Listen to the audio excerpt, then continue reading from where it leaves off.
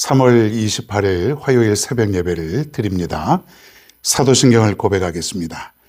전능하사 천지를 만드신 하나님 아버지를 내가 믿사오며 그 외아들 우리 주 예수 그리스도를 믿사오니 이는 성령으로 잉태하사 동정녀 마리에게 나시고 본디오 빌라도에게 고난을 받으사 십자가에 못 박혀 죽으시고 장사한 지 사흘 만에 죽은 자 가운데서 다시 살아나시며 하늘에 오르사 전능하신 하나님 우편에 앉아 계시다가 저리로서 산 자와 죽은 자를 심판하러 오시리라.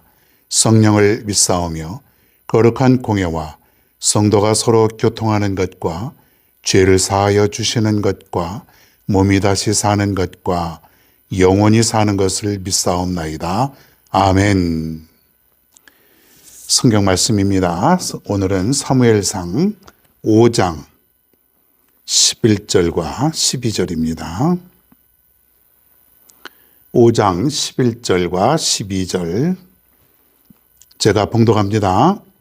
이에 사람을 보내어 블레셋 모든 방백을 모으고 이르되 이스라엘 신의 궤를 보내어 그 있던 곳으로 돌아가게 하고 우리와 우리 백성이 죽임당함을 면하게 하자 하니 이는 온 성읍이 사망의 환난을 당함이라. 거기서 하나님의 손이 엄중하심으로 죽지 아니한 사람들은 독한 종기로 치심을 당해 성읍의 부르짖음이 하늘에 사무쳤더라. 아멘. 하나님의 엄중한 손, 이런 제목으로 오늘 이 아침에 말씀을 전합니다. 엄중한 손. 뭔가 좀 이렇게 비장한 그런 좀 무거운 그런 제목이 되겠죠. 하나님의 진노. 하나님의 진노를 느껴본 적이 있습니까? 하나님의 진노.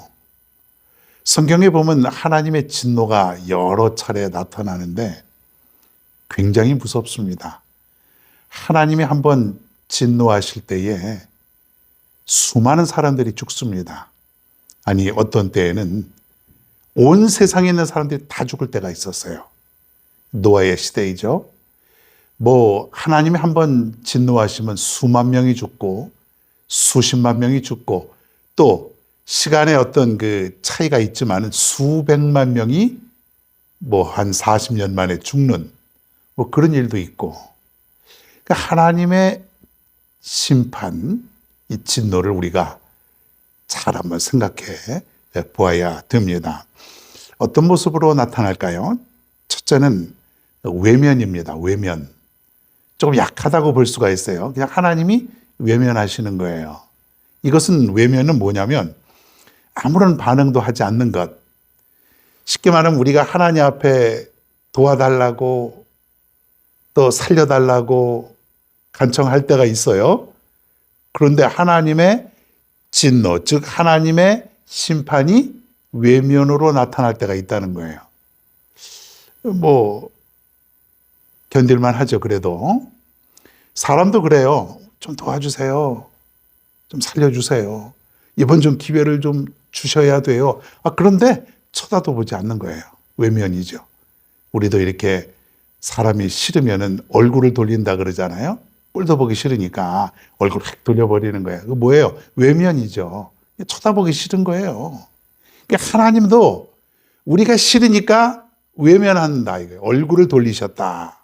사실은 굉장히 무서운 진노고 심판이지만은 그래도 이러한 방법이 있고 또 어떤 모습이 있냐면 떠나는 것이 있다. 떠나는 것. 외면이나 떠나는 것이나 거기서 거기지만은 하나님이 함께하지 않는 것. 조금 더 강도가 높다고 볼 수가 있지 않겠습니까? 하나님이 떠나는 것이에요. 여러분, 우리 신앙인들에게 있어서 하나님이 떠난다는 것 상상할 수 있겠습니까? 돈 없는 것 상상할 수 없고 가족을 잃는 것 상상할 수 없는데 근데 하나님이 떠났다는 것 그럴 수도 있지. 과연 우리가 그렇게 대답할 수 있겠냐 이거예요. 초신자들이야, 믿음이 없는 사람들이야 그 의미를 제대로 알지 못하니까 그럴 수 있다고 치지만은 적어도 신앙생활을 오래 한 사람들은 하나님이 나를 떠난다는 자체는 상상할 수 없는 일이라는 거예요. 그 자체가 엄청난 진노고 심판이라는 것이죠. 여러분, 떠나서는 안 되겠죠. 그리고 세 번째가 이제 뭐냐면 진노의 손길을 펼치는 것이다. 즉 하나님이 직접적으로 진노의 손길을 펴시는 것이에요. 기다리고 기다리다가 참고 또 기다리다가 드디어 하나님이 더 이상 못 참고 하나님의 손으로, 즉 하나님께서 심판하신다. 이때는요, 천지가 흔들리는 겁니다. 다 죽는 거예요. 하나님이 한번 흔들면은 그냥 지진 정도가 아니고 그냥 다 죽는 거예요. 여러분, 민족이 죄를 지으면 하나님은 민족을 벌하시고 개인을 진노하시면은 개인을 하나님께서는 심판하신다. 그렇게 볼 수가 있습니다. 오늘 우리는 블레셋을 향한 하나님의 진노가 어떤 것인지를 우리가 한번 살펴보겠습니다. 하나님을 대적하는 자를 하나님은 심판하신다. 이건 뭐 성경에 너무나도 많이 나와 있으니까 당연한 것입니다. 블레셋 사람들이 전쟁에도 이기고 그리고 이스라엘 백성들이 그렇게 중요하게 생각하는 법궤를 이제 빼앗아 갔습니다. 탈취해 갔어요. 자, 그리고 나서 저들이 그것을 어디에 두냐면 자기들의 신전이 있어요. 신전. 그 다곤 신전이라 그러는데 그 신전에다가 그냥 그 법궤를 모셔둡니다. 말이 모셔두는 거지. 2절 말씀해 보면 이렇게 되어 있네요. 블레셋 사람들이 하나님의 궤를 가지고 다곤의 신전에 들어가서 다곤 곁에 두었더니 그냥 곁에 두은 거예요. 다곤 신전 어디 그냥 한쪽 구석에다가 이 법궤를 그냥 거기다 두어버렸다. 예? 그렇게 된 것이에요.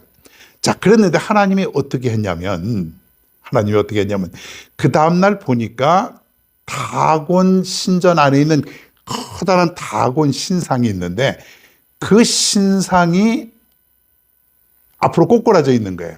여기 보면은 똑바로 서 있어야 되는 신상이 앞으로 꼬꾸라져 있는데 그 앞에 뭐가 있냐면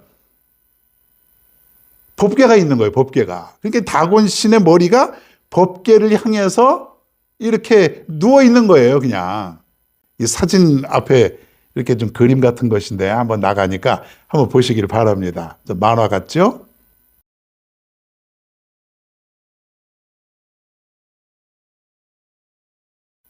그냥 다곤 신상이 꼬꾸라져 있는데 이 법궤 앞에 지금 꼬꾸라져 있는 거예요. 자, 그래서 저들이 깜짝 놀라고 다시 다곤 신상을 세워둡니다. 그 신상이 굉장히 높았을 것 같은데 그 김일성 동상 뭐 이렇게 평양에 보면 막 10m 이상 되잖아요. 아마 그런 것 같은데 수많은 사람들이 아마 어떻게 해서 다시 세워놨던 것 같습니다. 그랬더니 이번에는 아예 다곤 신상이 부서져 있더라. 그랬어요.